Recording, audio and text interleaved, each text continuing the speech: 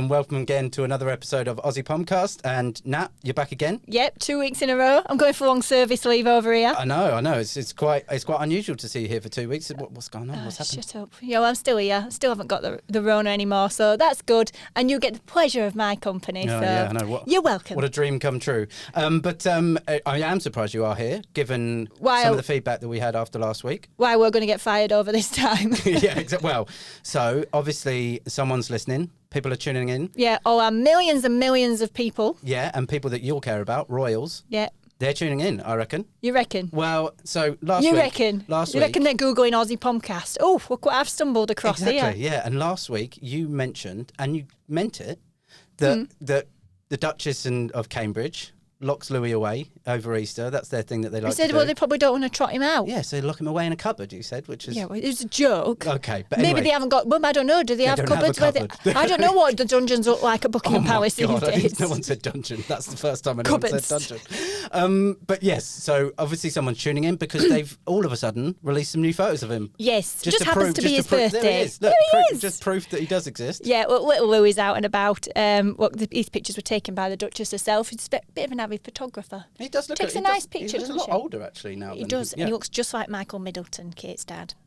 Okay. Yeah.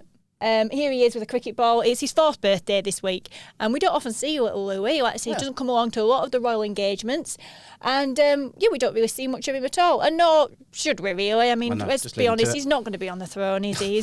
He's basically the equivalent of Edward, poor lad, so he's going to get all the rubbish jobs, but God bless him, at least he can enjoy his cricket ball there. So there you go, 4th birthday, lovely. Proof if it was needed that he is around. He's in not fact in a cupboard. Still alive. And he wasn't the only royal birthday this week, obviously. No, obviously we've had the Queen. Now there she's gorgeous, isn't it? Look at that picture, isn't it beautiful? Yeah, I mean, for those listening, regal.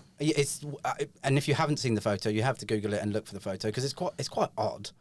It's a bit Lord of the Rings, don't you think? Yeah, he's a little bit. The coat, it's coat that gets me. She's like a druid, and also, like ponies are notoriously small. Well, yeah, it makes her look bigger, makes her look less frail. I think that was a tactical move. You are what by the ponies? They thought they'd wheel out the Queen to make them feel bigger. Bring out the little ponies so the Queen looks bigger. Look, I mean, it's just very nice to see a nice photo of her, given the horrendous situation that she's had over the past few months. And who cares if it's a bit J.R.R. Tolkien? At least she looks healthy, she looks well. She does. She's here, with 2 royal birthdays. And it's the nicest thing about a royal birthday is we get lots of nice new pictures. So something for us royalists to enjoy and something for you to have to endure, I'm afraid, Bakes. I know. And it's the 70th Jubilee, so we're going to be enduring it all year. But, Yeah. But one of the things... Do you get a public holiday for the Queen's birthday here? You don't get one in the UK. Yeah, in September, which has got nothing to do with their birthday. Yeah, I know, another public holiday in Australia. I know. And also, you say like we get public holidays at work. I know. Yeah, we work. We do not. Exactly. We do not get them. Sucks to be us. Exactly. But it is her Jubilee, and one of the things they did this week to mark the Jubilee was release a little Mattel Barbie. I know. Are you not a fan? This is a bit naff, isn't it? I don't mind it. It looks nothing like her. Oh, it does. It looks absolutely nothing like her. It looks like crown Dame on and a Helen sash. Mirren. Helen Mirren, what is it? Hen Party Barbie. Hen Party, Queen Hen Party edition. Party Barbie. Because she's got a sash on. If they put Magaluf 2014 on. Magaluf meets Buckingham Palace. She's wearing a white frock. Look, it is what it is. I don't know who buys this rubbish. I know. Well, I was actually going to buy one for you because I thought it'd be quite funny as like a little gift, and then I realised it was like over $100. Yeah, I got to pay actual monies for it. Waste my money on that. I mean, it's all right, but I don't actually want to buy. Don't like you that much. Not for you, yeah. They make a lot of money from the gift shop, over there. It's a thing. The gift shop? Gift shop over at Buckingham Palace. Is there one? Yeah, they make a load of money out of it. I haven't. There's an online one as well, FYI. I've been to Buckingham Palace, you can buy everything. You can buy honey and everything. Okay. Can. Anyway, I didn't mind it. I thought it was all right, and it's part of this whole incentive to celebrate some kind of iconic women, which I quite like. And Lucille Ball was one of the first ones, I think. So yeah, I think it's all right. I don't mind it. Do you reckon we'll get a Charles Barbie doll when? I don't think he's an iconic woman, but no, but that's the thing is, you probably will get one, won't we? Because cash in on that next. Oh yeah, there's not enough things to celebrate white middle-aged men, so we'll probably get one of them as well. This is the truth. But look, it hasn't been all plain sailing this week, even though they've had birthdays and Jubilee celebrations and all that kind of stuff, because we saw the release of the Netflix documentary Jimmy Savile. Yeah. Are you watching this? So I haven't actually had a chance to see any of it yet. I will watch it because at you some do point. have a baby boy. Yeah. So well, I mean, that, yeah. it just takes up a hell of a lot I've of your just got no time. time. And Yeah, you're yeah. probably more busy watching the Wiggles. So Yeah, exactly. Unfortunately, yeah. yeah, but I have started watching this, Yep. and it's pretty good, right? And it's quite an interesting documentary, and it starts how you wouldn't expect. Now, I don't want to give it away, so there are no spoilers here, but I will say that it goes into all the detail about why British people loved him. Yeah. Now, a lot of Australians will struggle with this because they just know the creepy side of him. Yeah. A lot of them didn't know of Jimmy Savile before the scandal. But this goes into, his whole history. Jim will fix it, Top of the Pops. All the things that made Shell him... suits. Yeah. And the big cigar, all the things that made him a northern icon. And I say it's from the next sort of city over from me. He's from Leeds, and it was a big deal. Yeah. Well, it was nice to hear a northern accent on the telly. Yeah. He was a bit of an icon. I'll be honest. When he died, I went looking for his grave. This is before the scandal broke. I know we went round Scarborough, we went to the wrong graveyard, but that was an afternoon wasted. I think we could waste a podcast on that, to be honest. The That's world's pretty worst mad, afternoon in Scarborough. Yeah, exactly. But it is really interesting. And the interesting link to the royals in there is that he was very much good friends with the royals, in particular Charles and Diana. Yeah. And Charles had written to him, unbelievably, to ask for advice on dealing with certain scenarios. So like the Lockerbie bombing. Yeah, I saw that. I've read about that. I mean, that's just bizarre that, that he was. I mean, I remember him obviously very well from when I was younger, and he was a big deal, and everybody kind of wanted to go on Jim Will Fix It, and lots of kids of my age were all applying to be on there and stuff. But never, Love Jim Will Fix It. never did I consider him to have been like a royal aide or a public relations person. Yeah, like, well, Jim will fix it for you and you and you. Yeah. Including royalty, apparently. I know, The letters that are read out and shown on the documentary show that Charles was writing to him, asking for quite detailed advice and thanking him and saying, look, you have a way with the people. Because he was working class, northerner, had this way of connecting with people. Charles was like, I want a bit of that. Thanks. And not the paedophilia, keep that at home.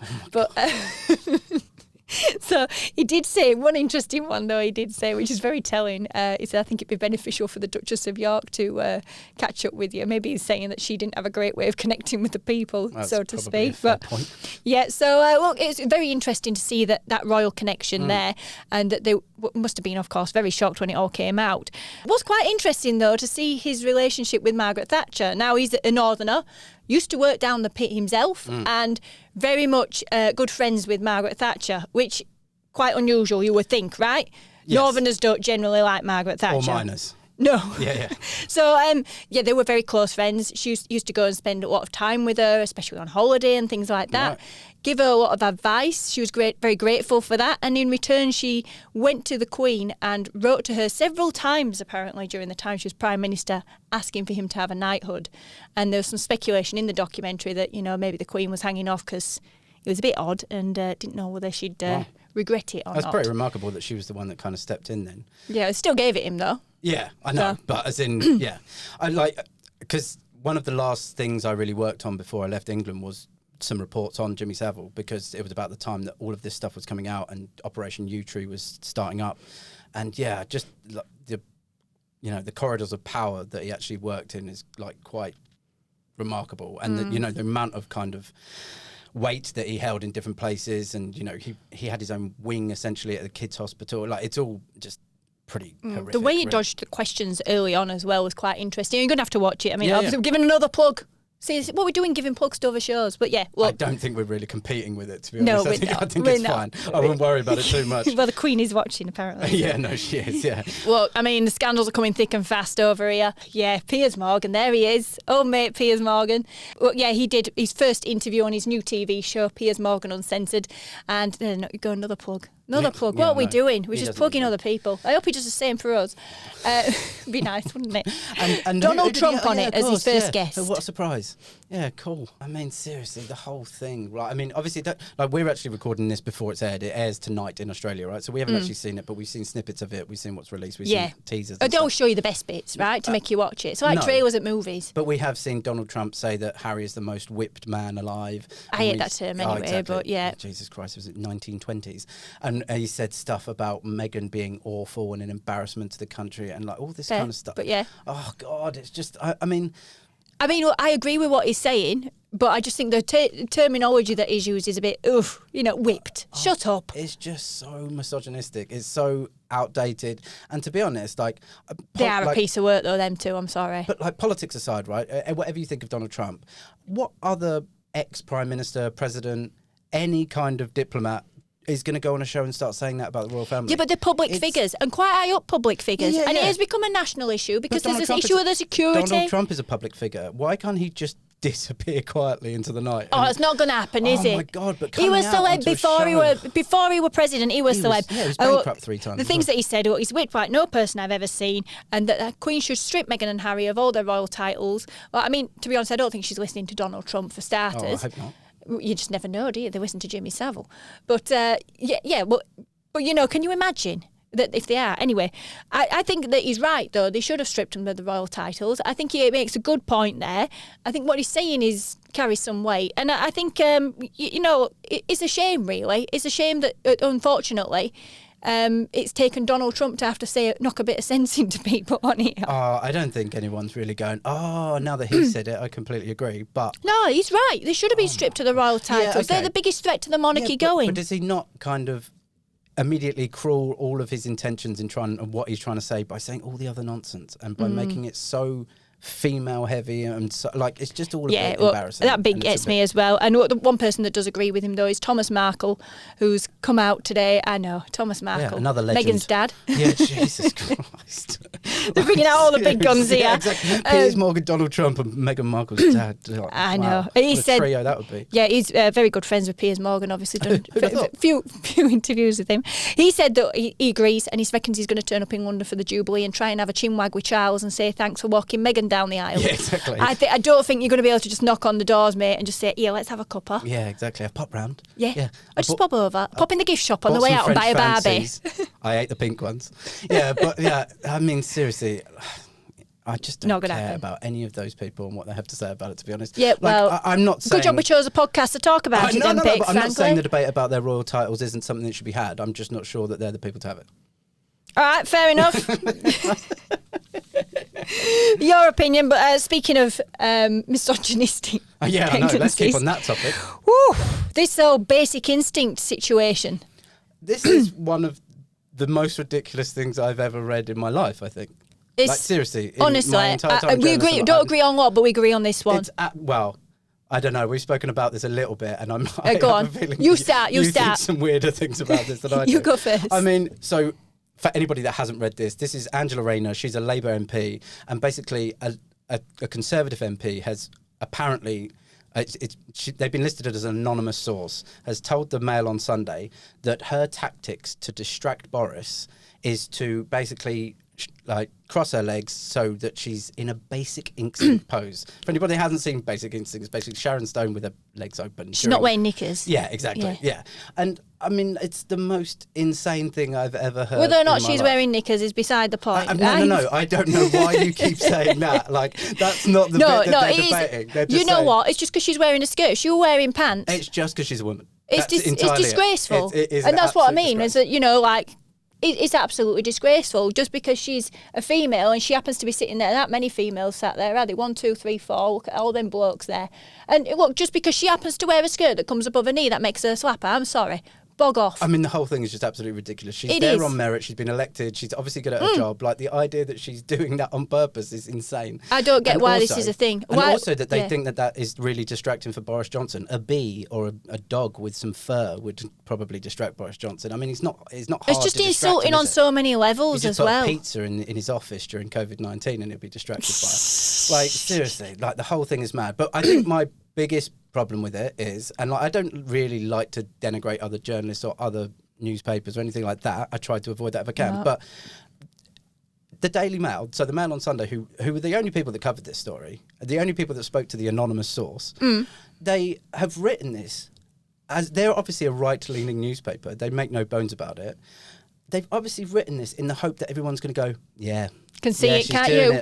Yeah, she's doing that. Didn't have a Marks and Spencer's on. Yeah, exactly. She's got nothing else going for her, so she's absolutely insane. And so, right. But should be making a stand against this and saying, unbelievably, this is what they're saying, exactly. how misogynistic. And so, rightly, everyone has come out. It's caused a massive storm in journalism circles, anyway. And so now the Mail on Sunday's editor, David Dillon, he now has to appear in front of a parliamentary inquiry and explain himself. Oh, my God, in front of her as well, right? Yeah, good. Yeah. Like, I mean, seriously, how that ever became a story is insane.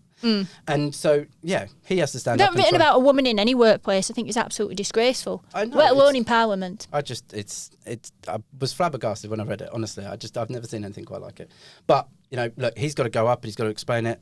I think remarkably, and this is quite an interesting difference between here and England, Australia and England, is in England they have no responsibility to reveal who that source is. They're protected, so that person could remain anonymous or not exist for all we'll ever know.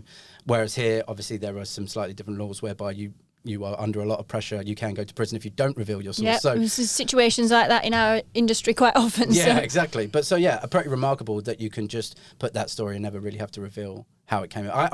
I firmly believe you shouldn't have to reveal sources, but in instances like this, it's a bit of a shambles, really. It's just shocking all over. And I feel for her because it's not something you want to have on your... Not a sort of press attention you really want or deserve. She's done nothing wrong. No, I know. Absolutely mad. Yeah, and look, many things going wrong for women at the moment. I mean, last week it's a bit rubbish being a woman at the moment, isn't it? It always has been, hasn't it? But last week, obviously, we spoke about how people in poorer areas aren't living as long in England. We're all dying early. Knowsley, was it? Was that the... Knowsley, yeah. remember? Knowsley Safari Park. I remember it like Good remember. And this week, they're more affected from long COVID. Long COVID, yep. So this is a UK study that's looked at 2,300 people and found that of those that have been hospitalised with COVID, I mean, let's face it, this isn't your average, person. It's people being hospitalised with it. Only 26% have reported a full recovery within 5 months. Yeah. So in 5 months, like most of them are still having problems. So that's 26% after 5 months, but it only actually goes up to 28.9% after a year. Yeah. So it just goes to show that obviously 2/3 of people, even a year on, are still suffering in many cases breathlessness, fatigue, women mental more health than issues. men. I've still got a tickle cough. Have you? It's been 3 weeks now, so I've still got a tickly cough. I mean, I don't think that's quite long COVID, but yeah. Shut up. Yeah, obviously something to be mindful of if you're in that mindset of I'm going to get it. Mental health as well. That is a big one because you can't exercise for a while afterwards, and that's good for the endorphins. I got told I wasn't allowed to exercise as much, which, frankly, I've had to watch Netflix, oh God. But, no, but you don't get the endorphins. And, I have some I can't sit still. Those bench presses for a couple of weeks. Shut up. I'm going for a good run or something, Shut up. You know I do anyway. No, I know. Anyway, but if you're carrying a bit of excess weight, it can put you at higher risk of being one of these people that has long COVID. Yeah. So it's not good if you're overweight either. In fact, it's all unpleasant. And unfortunate that, women are suffering from this more than men. So it's all a bit rubbish, really. Yeah, I know. COVID equals rubbish. Yes. Yeah. But let's lighten things up a bit. Yeah, I was going to say, but keeping on the topic of obesity, and that's probably quite a mean thing to say. Yeah, brutal. Sorry. Brutal. The most brutal segue. I know, but it's a thin shaming, fat shaming type scenario. Speaking of obesity.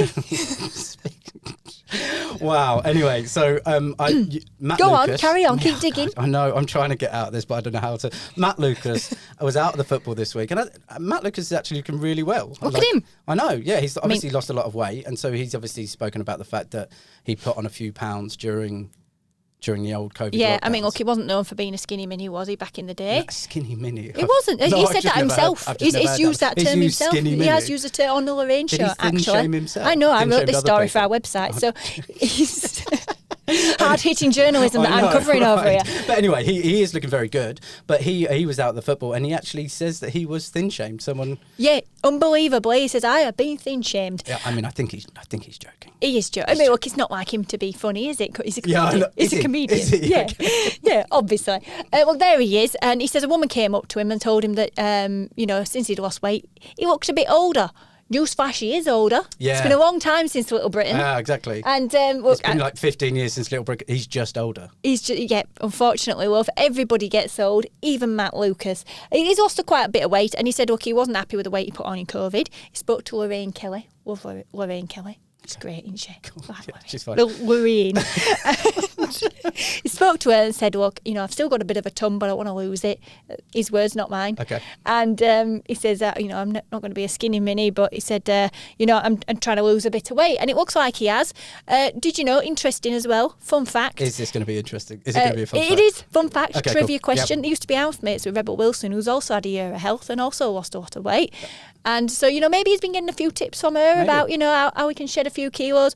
Well, I'm not sure. I don't know whether or not his, celebrity friends extend to Guy Pearce, but that looks very much like Guy Pearce in the photo with him. I don't know. Did you Google it before?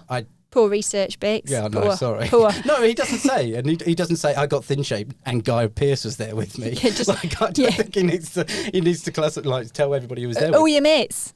Yeah, exactly. Oh, your mates, more importantly. But I don't know if it is him. I'd be interested if anybody knows. Let me know. Yeah, there we go. Right in. You're right in. Yes, right in. Send us a page. Yep. Let us know. Self-addressed envelope. Blue Peter style.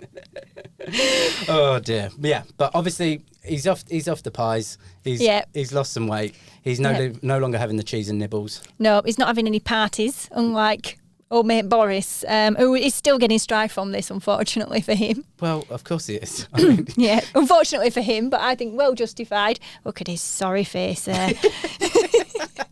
Yeah, had 12. So obviously, still all the news really coming out of England is still about Partygate. It's still about the 12 parties that they had. We shouldn't let it drop. I'm sorry, we shouldn't let it drop. Everybody is still outraged about this, and this. I mean, we're in the middle of this now, where we're only starting to get some easing of restrictions now, and just imagine if our government were doing rubbish like this. I know. They won't last 2 minutes, especially during an election campaign. So this is absolutely appalling. We've spoken about it before on the podcast, I know, but this issue continues to dog him.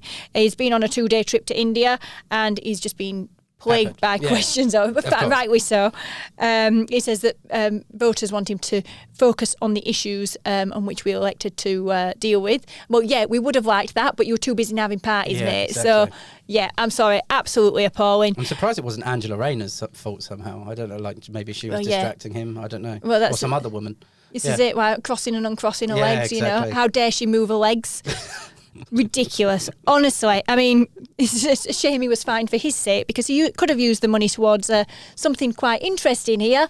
On the Antiques Roadshow, there's seen some very interesting goods brought to the attention of Hilary Kent. Now, this lady... So this is getting a lot of traction online, right? Elizabeth James. So she's a Welsh tennis star. She's not a Welsh tennis star. She's loose. She has played tennis in the past. She played tennis once. Yes. Star.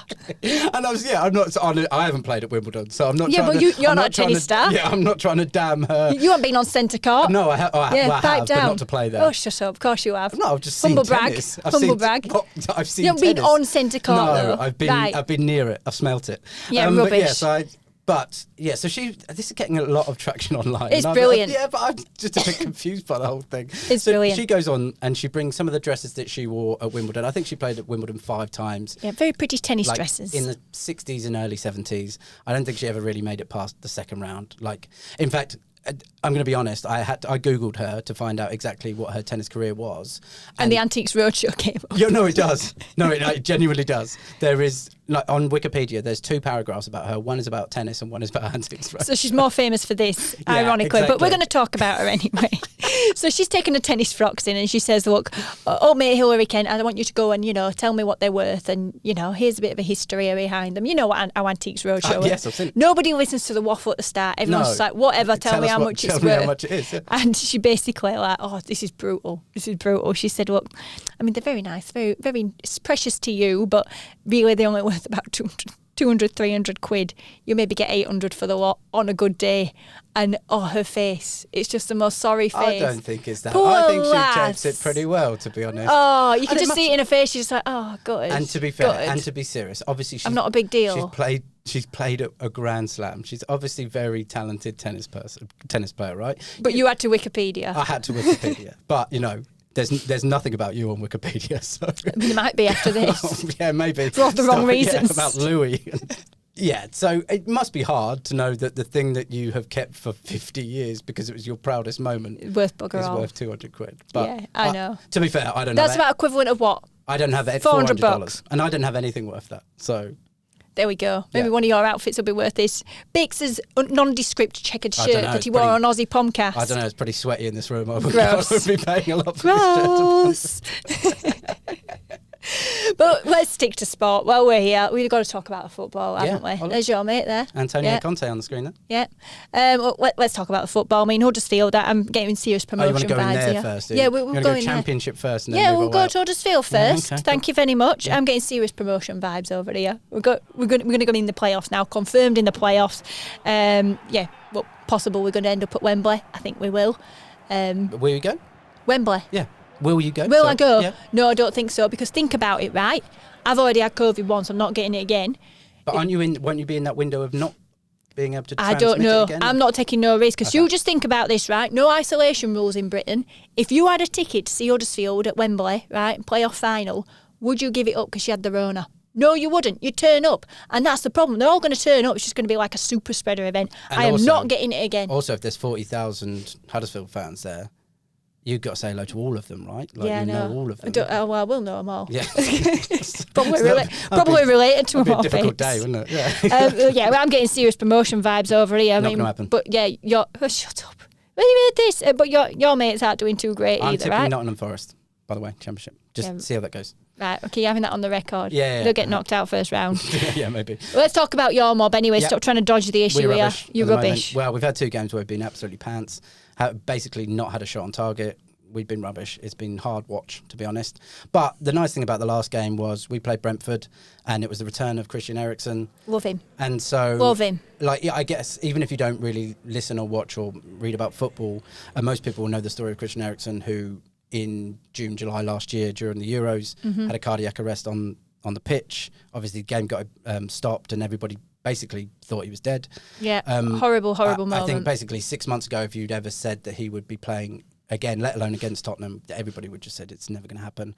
And so, yeah, it was nice to see him there. It was nice to see him. Heroes welcome for him, and rightly so. He got a standing ovation from all the Tottenham fans, and obviously he got hugs from all of our players at the end of the game. And it was nice to see that one of our players at the end basically said, couldn't care less who he's playing for. It's just nice to see him playing. So I thought it was quite nice. Yeah, it's brilliant. And we've got to talk about Everton as well. Do you reckon they get rid? Yeah. Do you reckon they're going to get relegated? I think they are going to get relegated. Yeah, it's not good, is it? No. This will be the first time since the 1950s that they've dropped below the top flight. Yeah. Can you imagine? I can't imagine Everton not in the Prem. I think they've got the second longest stint in the top flight of anybody in England after Arsenal. I think it's such a shame, because I'd love to see Leeds go down. I'd quite like to see Everton go down a little bit. Leeds.